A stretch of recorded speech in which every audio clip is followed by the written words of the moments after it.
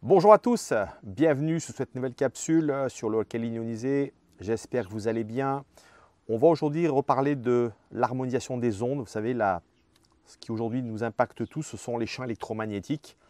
Je refais cette capsule parce que pour un certain nombre d'entre vous, elle était inaudible. Je vais refaire rapidement pour comprendre aujourd'hui pourquoi vous devez absolument chercher à harmoniser vos ondes et notamment à supprimer, on va le voir, cette pollution électromagnétique, ce bruit électromagnétique, on va le voir généré par notamment nos maisons.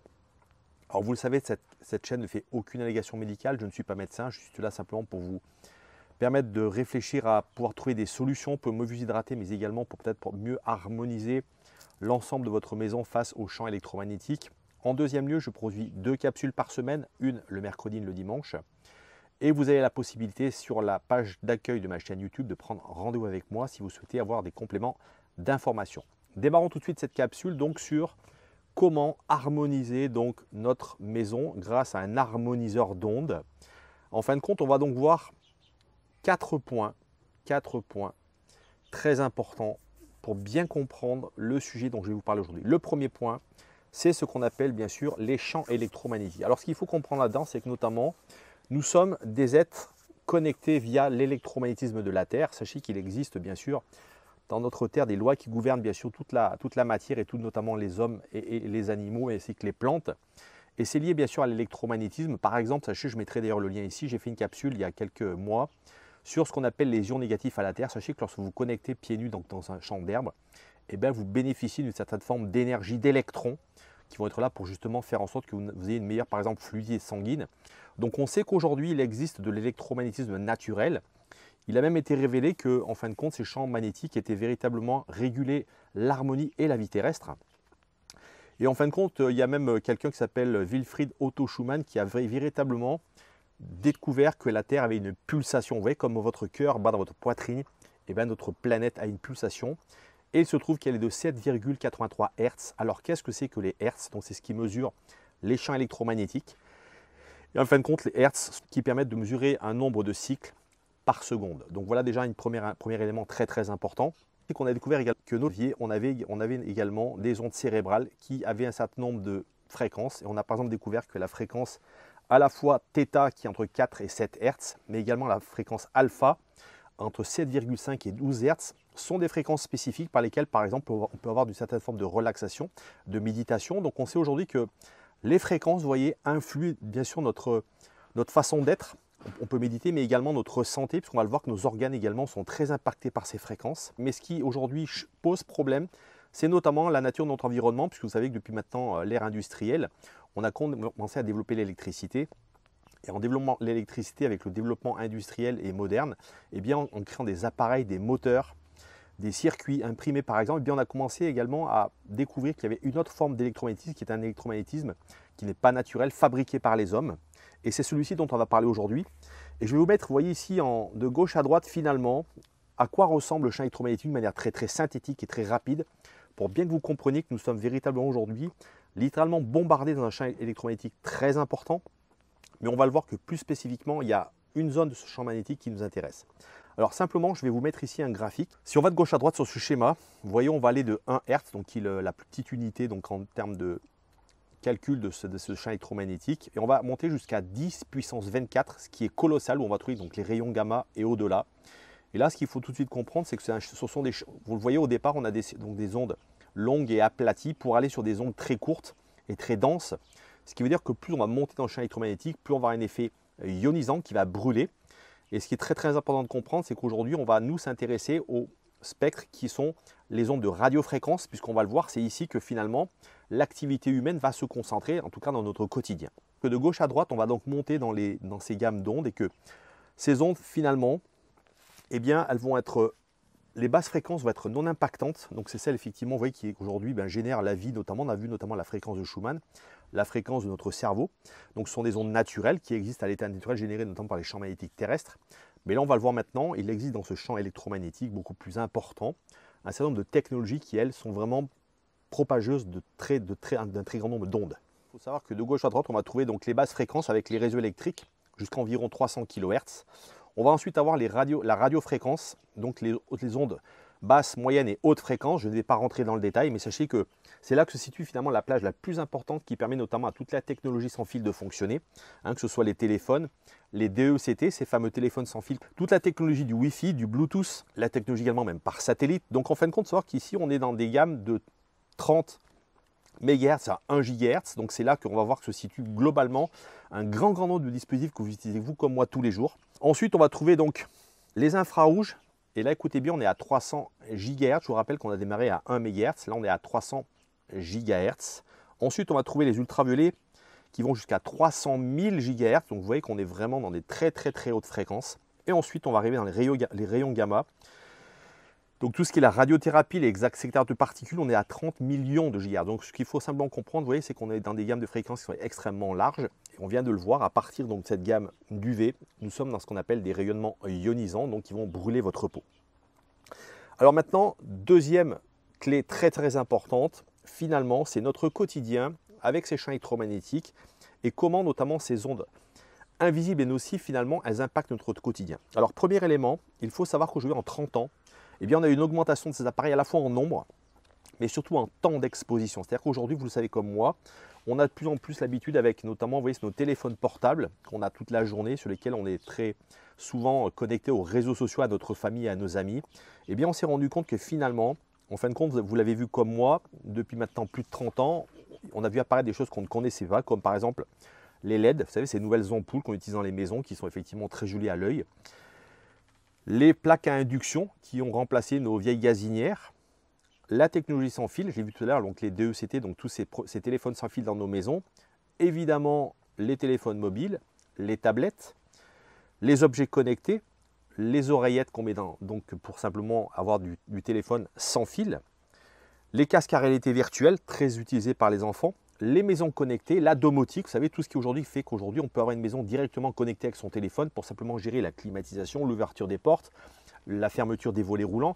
Donc vous voyez, vous vous rendre compte, nous avons une trentaine d'années évolué vers une révolution donc, de ce numérique, donc ces appareils, engendrant sans le savoir une pollution électromagnétique très importante. Alors pourquoi? Je vais vous mettre ici un schéma qui va vraiment vous permettre de comprendre pourquoi dans une maison aujourd'hui on a ces champs électromagnétiques. On va le voir, il y a 3 sources principales de champs électromagnétiétiques. Alors la première source de ces champs électromagnétiques, vous voyez, je les ai mis en 3 catégories des couleurs. Le premier visuel, c'est donc ce visuel noir, c'est cette énergie noire, on va appeler. Donc en fin de compte, c'est l'énergie électrique qui rentre dans votre maison par le biais de votre compteur, qui crée une source d'alimentation et du courant alternatif qui permet donc à vos appareils de fonctionner et d'avoir du courant dans vos prises. L'énergie bleue ensuite, et là celle-ci, c'est justement celle-ci qui va aujourd'hui nous intéresser, c'est l'énergie de transmission de signaux de rayonnement qui sont générés par la transmission de signaux satellites via notamment du sans-fil, du Wi-Fi. Et c'est là effectivement où vous voyez qu'on voit donc ces pointillés, vous voyez tous ces appareils reliés entre eux, donc qui génèrent cette nouvelle source d'énergie, donc qui est cette transmission sans fil.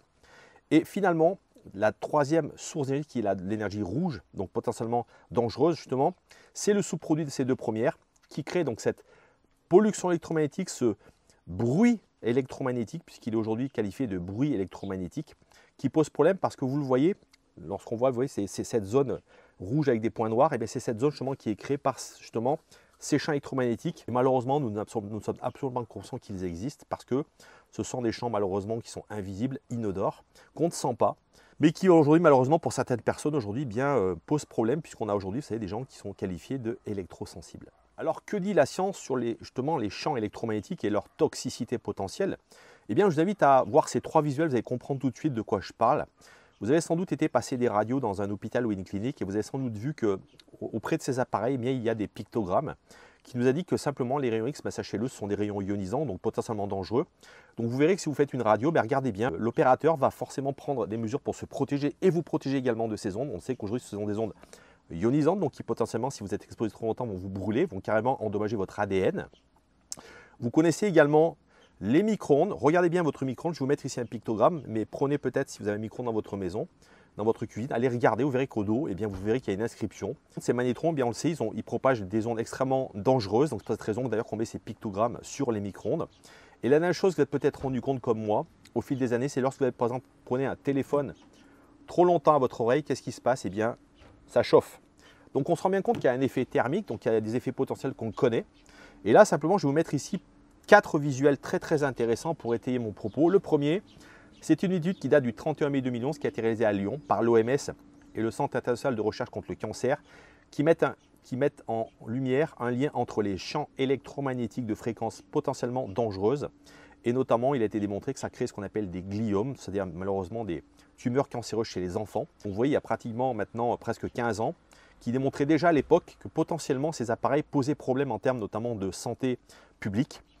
Le deuxième, et là je vous invite vraiment à découvrir cette chercheuse qui est une chercheuse canadienne qui elle est une chercheuse émérite depuis plus de 20 ans maintenant. Elle a passé sa vie à étudier les champs électromagnétiques, ce qui en fin de compte a fait plus de 300 conférences dans le monde depuis l'an 2000 et qui a simplement dévoilé dans un document que je vous mettrai ici le visuel que les radiations de la technologie sans fil, donc vous voyez qu'on parle bien encore une fois de ces radiofréquences, de ces ondes haute fréquence, eh bien elles affectent le sang, le cœur et le système nerveux. Donc, le troisième document, il émane d'un organisme américain qui s'appelle la Federal Commission of Communication aux États-Unis qui, elle, nous montre en fin de compte, nous démontre quels sont les seuils d'exposition en termes de puissance. Alors tout à l'heure je vous ai parlé d'hertz, maintenant on va parler de puissance, c'est-à-dire c'est de quelle manière finalement notre peau va finalement être brûlée. D'accord? Est-ce que si vous mettez votre peau au soleil trop longtemps, qu'est-ce qui se passe? Elle va prendre un coup de soleil. De la même manière, on a déterminé qu'à fonction d'un petit périmètre de votre peau qui est un centimètre carré, on va donc y mettre des ondes, ces fameuses ondes. Et en fin de compte, on va mesurer des microwatts et on va simplement mesurer des seuils de tolérance de votre organisme. Et on s'est rendu compte que de 0 à 200 microwatts par centimètre carré, le visuel va apparaître ici, eh bien vous êtes en pleine santé, il n'y a pas de problème. Mais au-delà de 200 jusqu'à 1500, on voit qu'on passe de l'orange au rouge et que là, potentiellement, on a des effets extrêmement délétères sur la santé. Quatrième document, un autre document qui émane de la FCC. Très important parce que celui-ci, en fin de compte, il nous démontre encore une fois autre chose, qu'il existe malheureusement dans le champ électromagnétique une gamme de fréquences spécifiques et je vais vous lire ce que dit la FCC. Le corps humain absorbe l'énergie des radiofréquences à certaines fréquences plus efficacement qu'à d'autres. Alors quand on dit plus efficacement, malheureusement c'est négatif, hein, évidemment. Les limites les plus restrictives se situent dans la gamme de fréquences de 30 à 300 MHz. Donc encore une fois, rappelez-vous, on est dans les champs de radiofréquences, dans ces fameuses hautes fréquences, où l'absorption des radiofréquences par le corps humain est la plus efficace. Alors encore une fois, par la plus efficace, c'est malheureusement la plus importante. Donc ce qui veut dire, vous voyez qu'en fin de compte, on se retrouve finalement ici, au cœur d'un ensemble de fréquences dont on n'imaginait absolument pas la toxicité potentielle de notre corps. Et ce qui permet ensuite de corroborer et de terminer vraiment mon propos, c'est cette étude indienne, qui s'appelle Aggregates of Body Frequencies, donc qui va simplement, elle, nous permettre de comprendre que à travers les organes et le sang, eh bien, nos organes ont des fréquences propres, mais il faut surtout savoir qu'à un certain moment, lorsqu'ils fonctionnent dans une gamme de fréquences spécifiques et malheureusement, je vais vous mettre ici le document et le visuel, hein, vous allez voir qu'on est entre de 50 à 72 MHz dans ces fréquences de fonctionnement. Et bien ce qu'on se rend compte, c'est que finalement, nos organes, ces fréquences de fonctionnement sont exactement dans ce champ haute fréquence. Et là, je vais vous mettre, pour ceux que ça intéresse, ce petit visuel rapide qui vous montre finalement ce qu'on appelle la résonance. Comment finalement, eh bien, nous sommes affectés par ces fréquences identiques.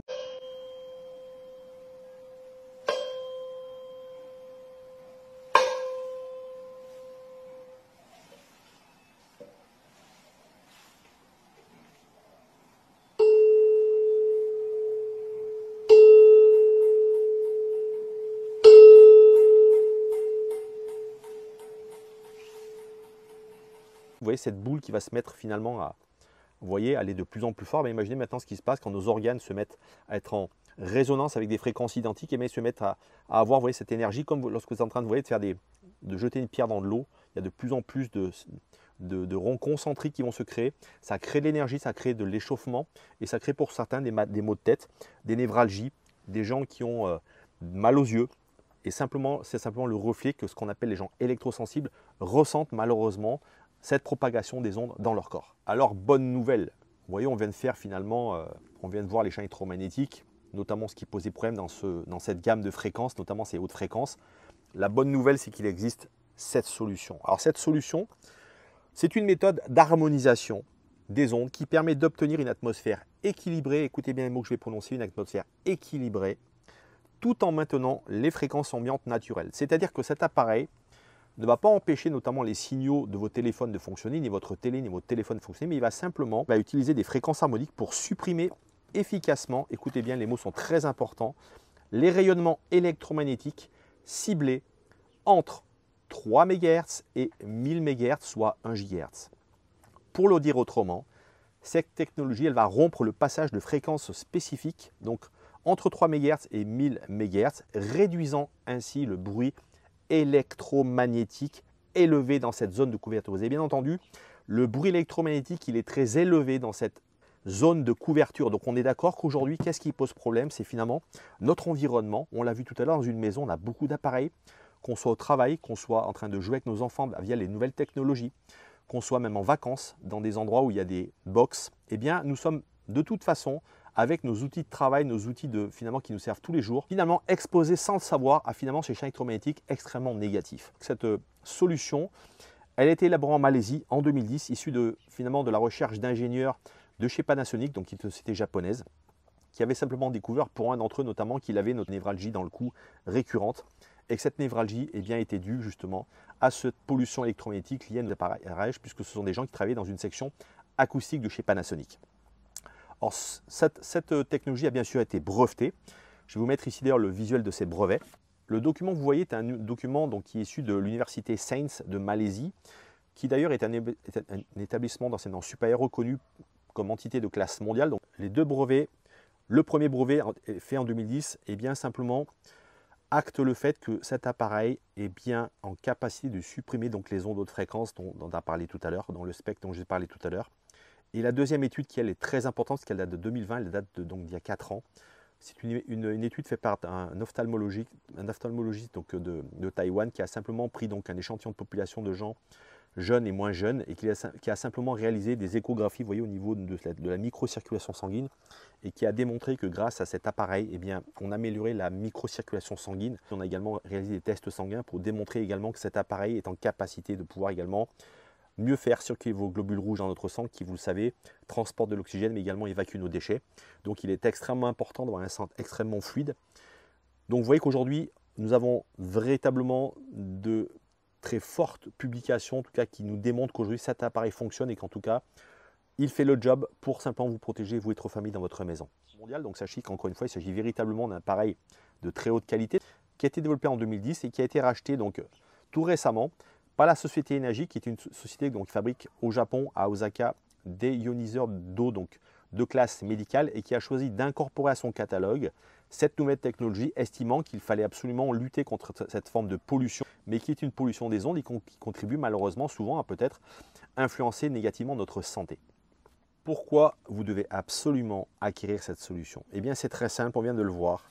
La fréquence ciblée donc, qui va de 1 MHz à 1000 MHz, eh bien c'est vraiment là malheureusement la frange de fréquence dans laquelle nous sommes le plus exposés et dans laquelle nous utilisons le plus d'appareils. Donc ça, comprenez qu'aujourd'hui on parle vraiment d'une gamme d'ondes spécifique, encore une fois, on ne parle pas de la 3G, de la 4G qui sont d'autres types d'ondes, on ne parle pas des rayons gamma, on ne parle pas des rayons X. Tout ça ne nous intéresse pas, ici nous sommes en présence de champs électromagnétiques qui potentiellement sont nocifs pour nos organes, on l'a vu notamment parce que nos organes ont une fréquence similaire.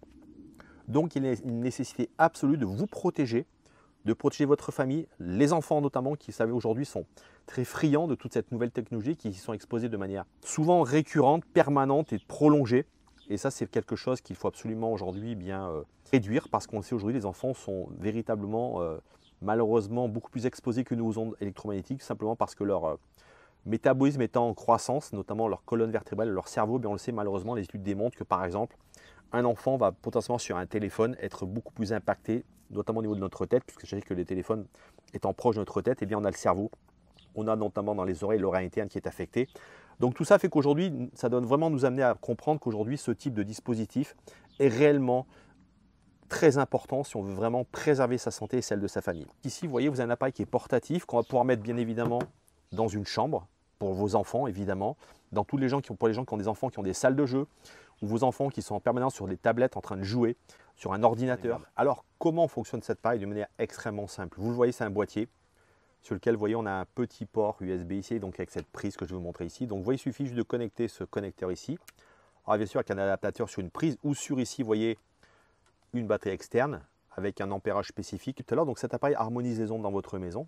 Et surtout, ce qu'il faut savoir, c'est qu'en termes de distance, eh bien, il y a un rayon de 4 mètres, donc c'est une couverture totale de 8 mètres, que ce soit sur le plan à la fois, vous voyez, horizontal mais vertical si vous avez un étage. Il protège également, évidemment, votre maison 24 heures sur 24, 7 jours sur 7.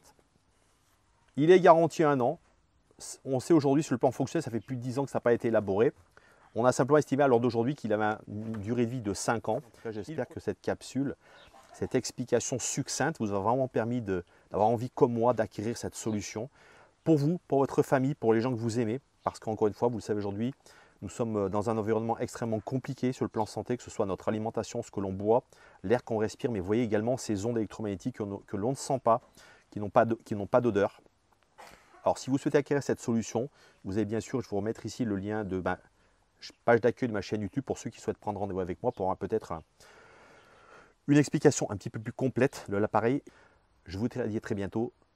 Prenez soin de vous.